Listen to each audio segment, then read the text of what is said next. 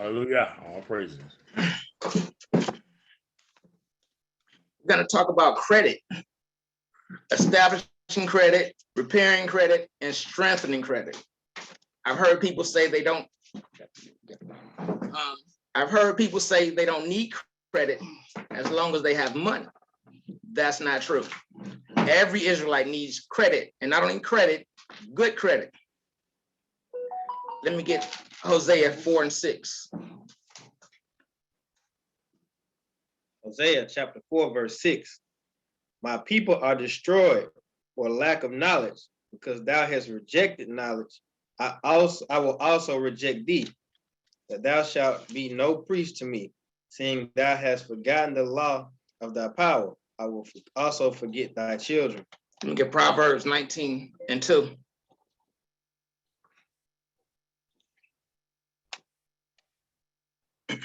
Book of Proverbs chapter 19, verse 2. Also, that the soul be without knowledge, it is not good. And he that hasteth with his feet sinneth. Only ignorant people believe they don't need credit, and you're destroying yourself with this line of thinking. When your credit is not in good standing, you're at the mercy of your enemies, and you're subject to usury. According to BibleStudyTool.com, usury is the sum paid for the use of money, hence its interest. Not in a modern sense, but exorbitant or extremely harsh interest rates. Today, this is called predatory lending. Let me get Deuteronomy 23 and 20.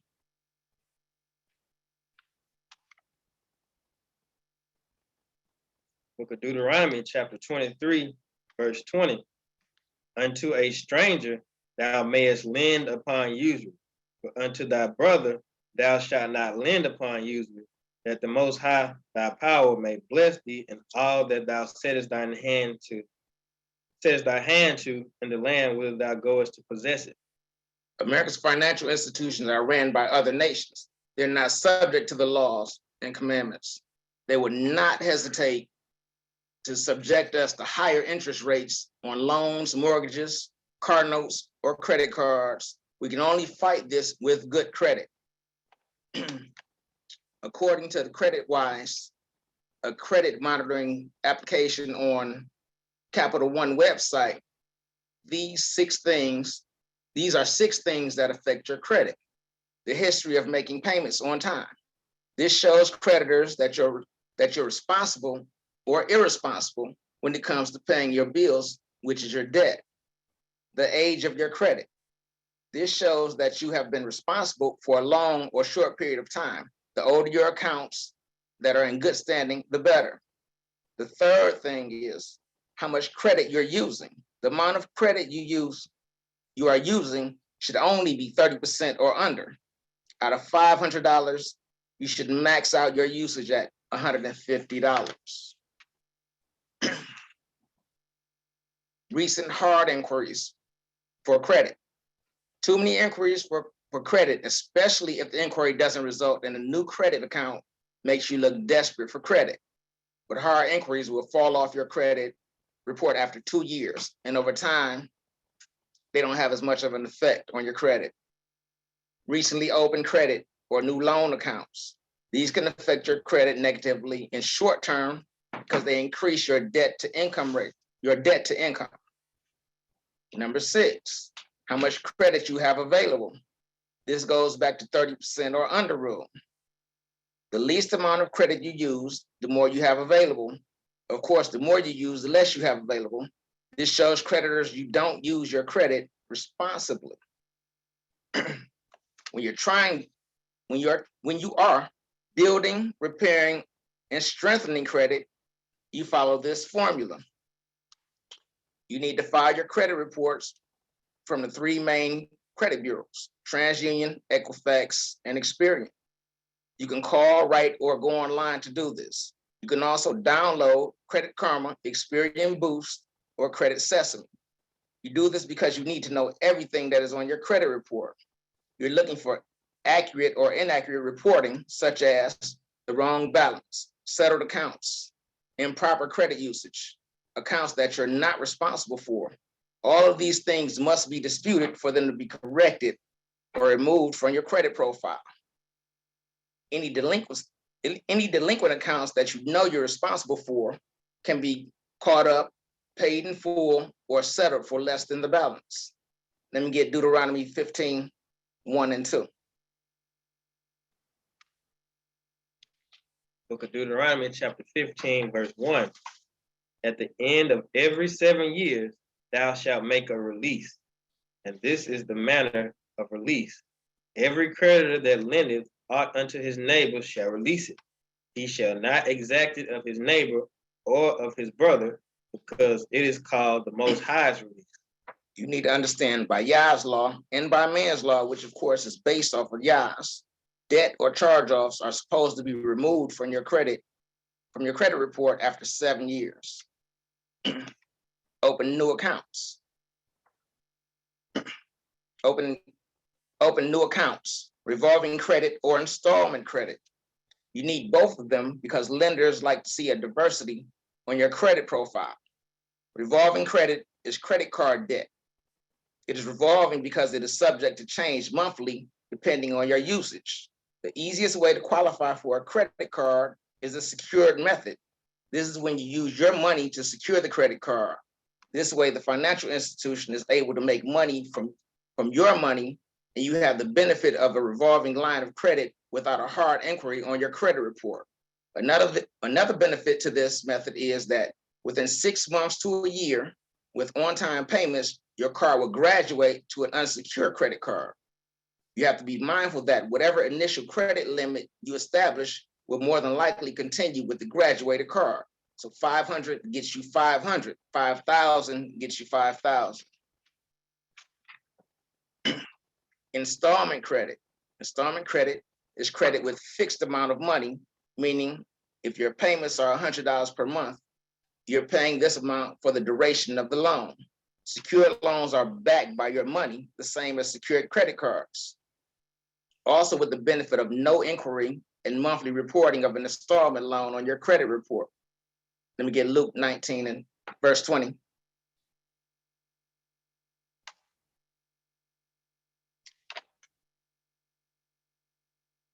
Book of Luke, chapter 19, verse 20. And another came saying, Master, behold, here's thy pound, which I have kept laid up in a napkin. For I fear thee, because thou art an austere man. Thou takest up that thou layest not down, and reapest that thou didst not sow.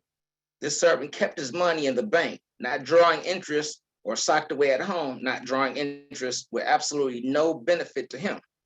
Let me get Matthew 25, verse 20.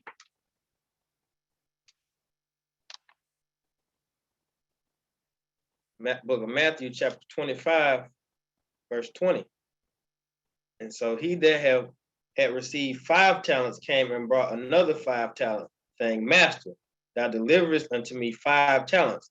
Behold, I have gained beside them 5 talents more. This servant invested his money or made his money work for him, and he made 100% return on his money or his investment. If you have money socked away at home or in a savings account, your money is not working for you. Your money is supposed to benefit you by taking the money you have sitting there pretty much dormant and investing in a secured credit card or loan. You're investing in yourself. And this investment guarantees to profit you. A trick to the secured loan so you can minimize or you can maximize points initially is to pay 70 to 80% of the loan back within the first billing cycle. This works because you have the benefit of the principal amount of the loan, 70 to 90% paid off. So your income to debt ratio is not taking a huge hit. You take the remaining payments and divide them between the remaining months of the loan, and that's your payments for 6 months up to a year. A trick to the secured credit card is to add up all of your other bills, lights, gas, cell phone, etc. Divide that amount amongst the number of credit cards you have. Pay that amount to each credit card, and then pay your bills with the credit cards. This method will give you 100% on-time payment history with your credit cards, and your bills are paid at the same time. Let me get Luke 12 and 15. Book of Luke, chapter 12, verse 15. And he said unto them, take heed and beware of covetousness, for a man's life consisteth not in the abundance of things which he possesseth. The Mishnah is telling us to temper ourselves when it comes to spending. Do not use more credit than you can afford to pay back, and always try to pay your balance in full. This wipes out usury. That's it. This is all I have to say. Shalom, family. I'm open to questions or comments. I had a precept. Yep. Go ahead.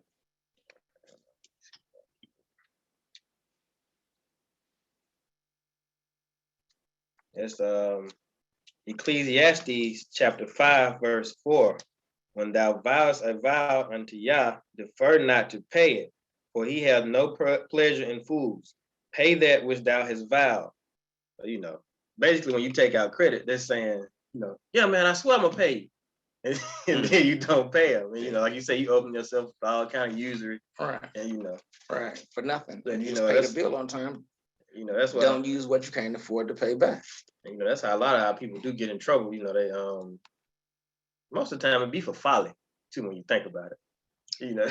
Listen, I did that for a year. A year. It's really you just it's a revolving circle. Yeah. So and, that's the trick. You get in just a little bit, especially if your credit bad, because when your credit bad, you really can't even get loans from nothing that's gonna give you nothing reason. You end up getting payday loans and pawning stuff, and then you pay 2 or 3 times what it's worth. Now, high interest rates on everything. Usually, that's the whole point in good credit. Low interest rates. Any questions, Elder? No, you explained everything quite well there. I do want to add probably to the scripture you brought up before. You came out in Matthew 22, right? Yeah. Bring that out, yeah, Matthew 22, and let's go to Matthew 22 right quick and 21. Book of Matthew, chapter 22, verse 21. They say unto him, Caesar's. Then say unto them, render therefore unto Caesar the things which are Caesar's, and unto Yah the things that are Yah's. It's good. That's good wisdom right there. If you owe Caesar money, pay Caesar his money. It is for your benefit and to your good.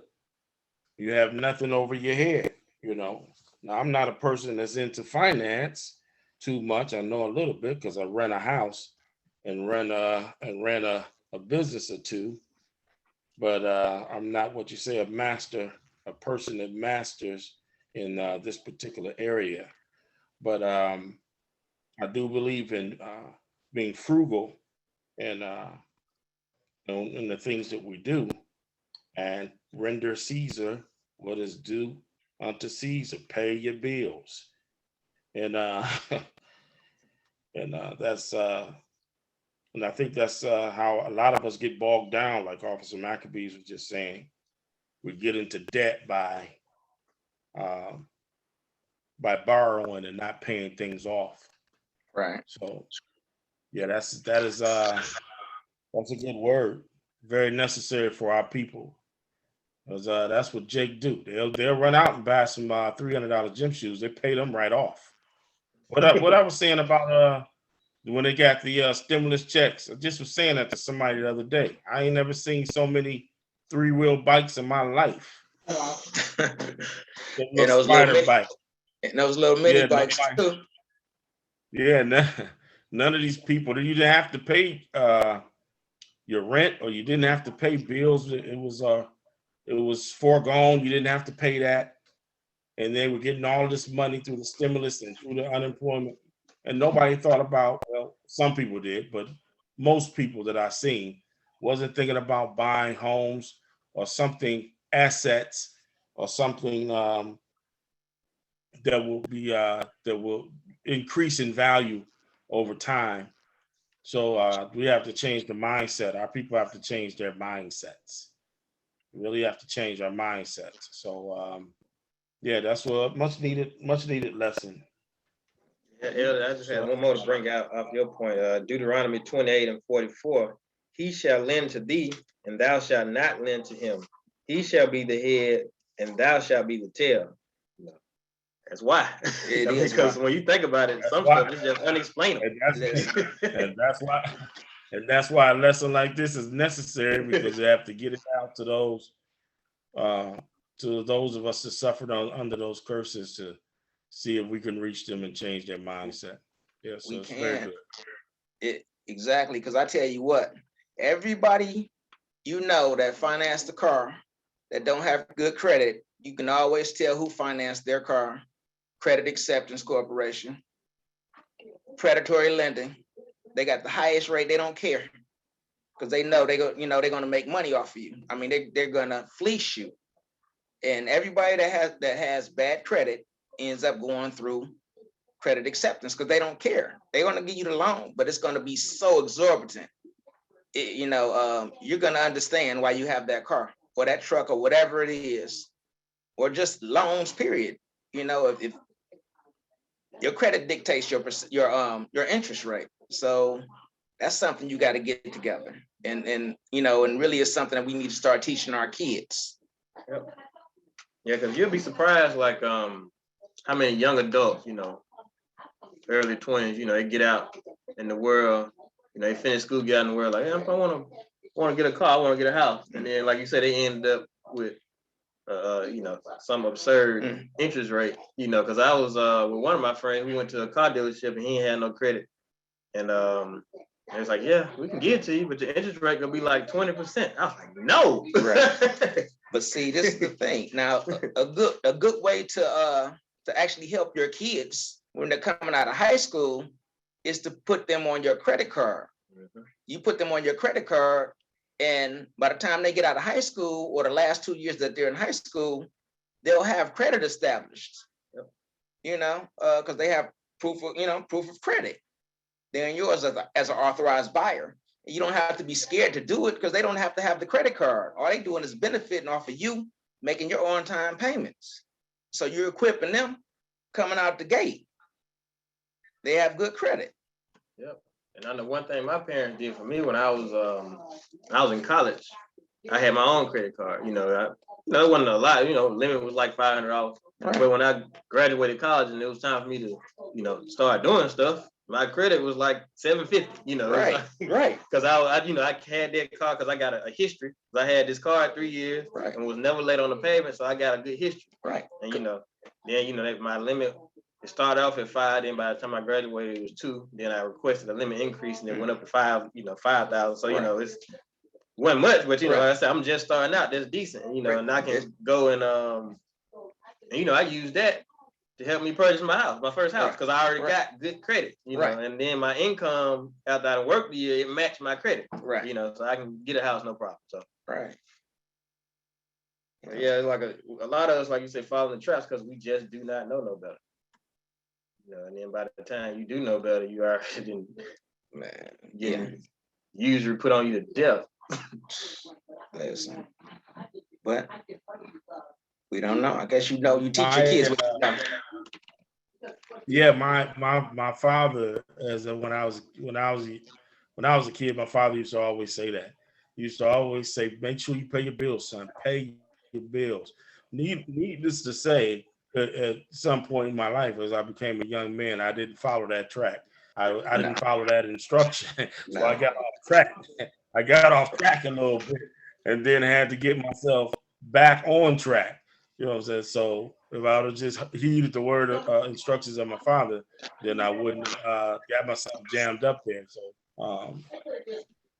a lot of our young people need to hear that. They need to hear this to be more responsible, pay your bill, be on time, and need to learn how to deal with money. A lot of us don't. Listen, this lesson pretty much was about me. I was like you. When I came out of the Army, I remember getting a call and my mother was like, yeah, the bank called about your credit. The bank called about your credit card. You behind in your payment. But I went ahead and paid it. You need to keep up with your credit.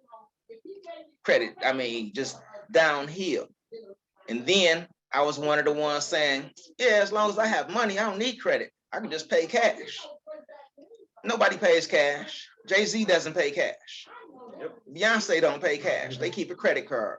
Could you imagine how much money they would have to carry on them to use cash? What's a black card for?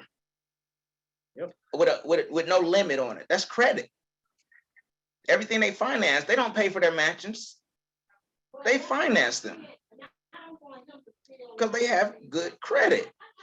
Because ain't no point in using, because that's one good thing about credit. You use your credit to make money for you.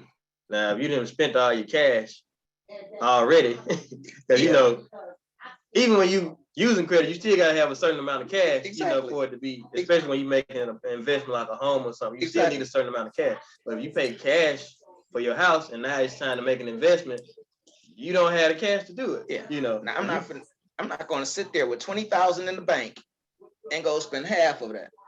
Right. Instead of taking out a loan. That 20, that's insane. You use your credit.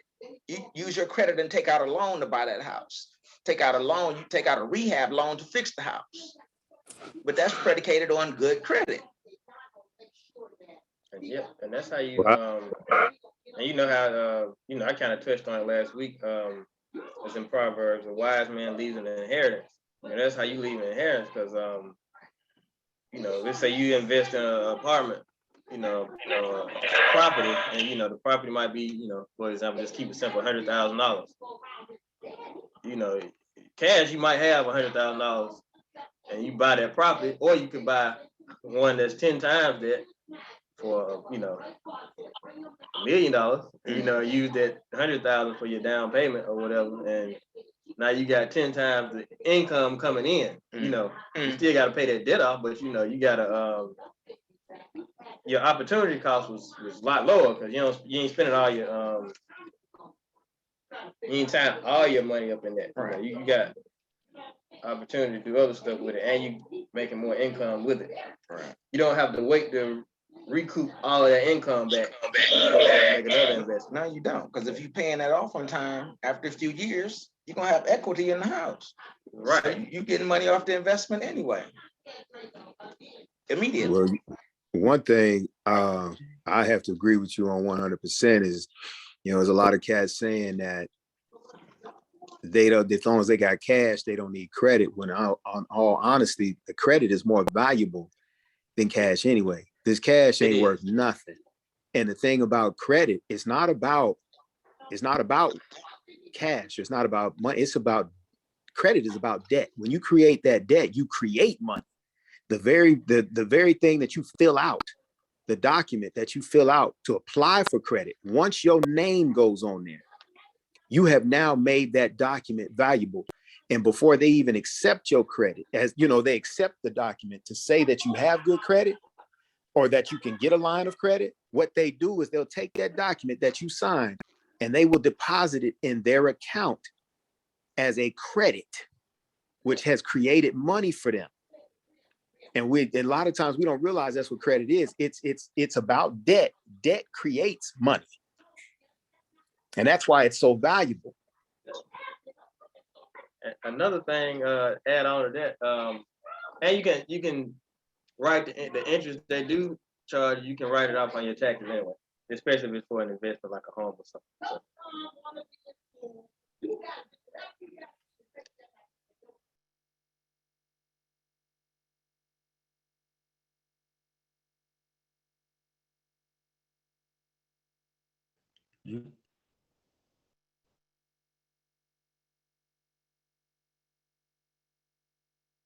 My headset's still messed up.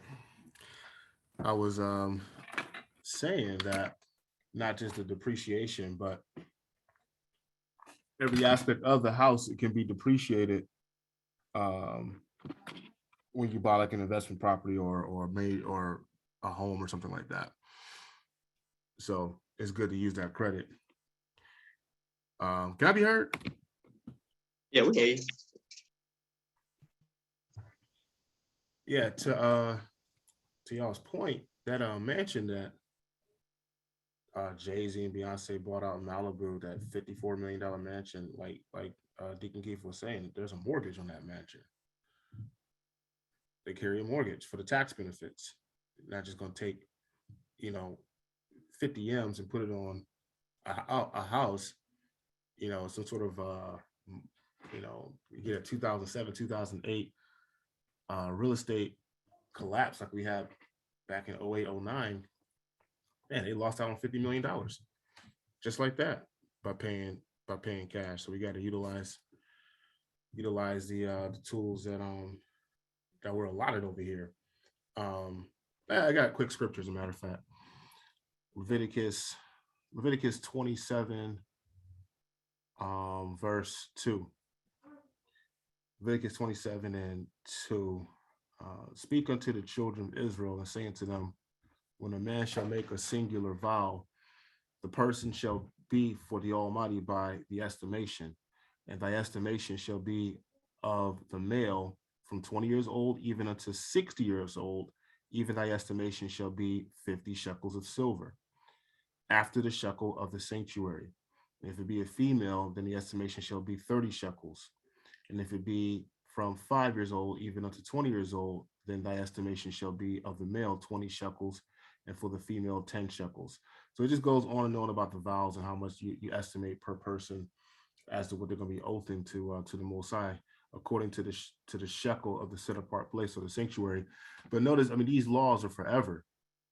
So this is what it's set as: 20 shekels, 10 shekels, 5 shekels, 50 shekels.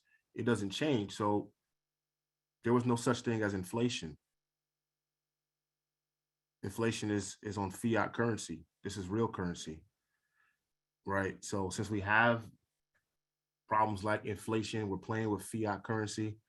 Hey, it's best to just go ahead and use that credit and just keep on playing with monopoly money like the rest of them are using to get real assets. Listen, you ever heard, it's a thing called trade lines.